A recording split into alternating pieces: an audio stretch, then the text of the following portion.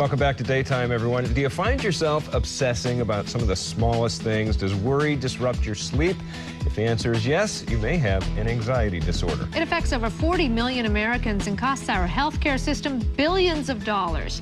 Tami West knows firsthand what it's like to live with this disorder. She is the author of Life Without the Monsters, and she joins us now. Welcome to Daytime. Hi, Tami. I'm glad to be here. Now, your book is based mainly, or directed mainly at women. Yes. Correct, who deal with anxiety disorders. But I can say, personally, I have gone through serious anxiety disorders when it comes to doing my job over the course of my career. There was a time, about 15 years ago, I had panic attacks on the air.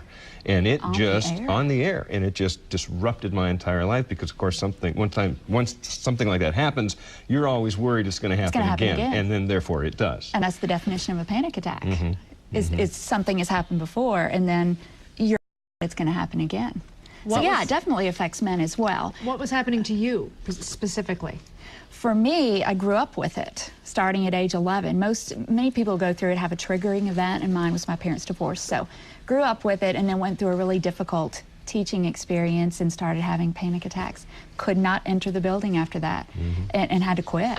And you found help. I did. It can be debilitating. What if sometimes people don't understand that they're dealing with anxiety? What are some of the symptoms, and what's going to be something that people will go, wait a minute, maybe this is something, you know, situational or whatever that I need to deal with? Typically, if it's really a disorder, if you really need to get help for it, it's at the point where it interferes with your life. You know, you're not sleeping, you're avoiding activities, you are worrying to the point where it interferes with what you would normally do. And that's because we all have. Everybody has worries. Exactly. That's one thing. We all have worries, but we really don't have to at the level that we're worrying. Even if it's not, you know, there's even that in between of normal worry disorder. Right. But we've gone through these things where we have our thought patterns for our whole life, and we can change them. Now, you say in your book, use your femininity, tend and befriend. What does that mean? Well, yeah, I don't mean use your femininity like wink or cry or anything like that. What I mean is, see, we're not taught as women about our chemical nature, our biological nature. It's just not cool to do that anymore. You know, it's not really good to talk about gender differences.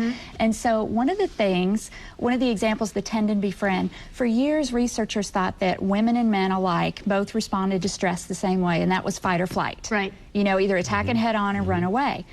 Well, there was a group of researchers who said, wait a minute, all the research has been done on men. Is this really the case? So tend and befriend is a method that women, this was in 1995 when this came out, but I've spoken to thousands of women and they don't know about it.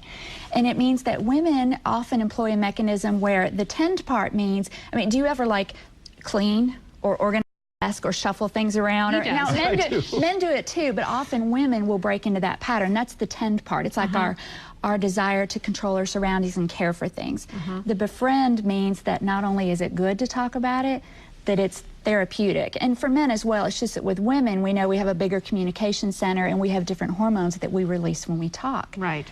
Decide where your self-value will come from. The bonbon quandary. What is that? What does that mean? The bonbon quandary. We're living in a time where, especially as women, we're told, the more stressed you are, you must be really important. You must have a lot of value if you're stressed. We have commercials that show women running around eating without sitting down. We have makeup that makes us look like we've slept when we haven't. So the bonbon quandary is we've gone through all these years hearing, well, you know, new moms, you hear people say, well, she just sits on the couch all day eating bonbons. I mean, it's been, so we've gotten to this place where we are so afraid of being tagged as a woman who doesn't do anything.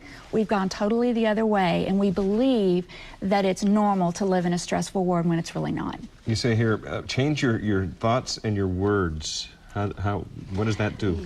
Well, one of the things, we know we're not supposed to be negative, but here's something that I say to women sometimes when I speak to them, just as a test. I say, you know, before I came here, I took a bubble bath and read a book, and I try to do that for like an hour or two every week to bust my stress.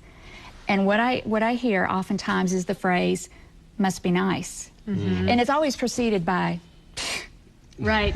Must be nice. And so the thing that we don't realize is when we say things like must be nice, you are so lucky, you have no idea how stressed I am, that boxes us into that world.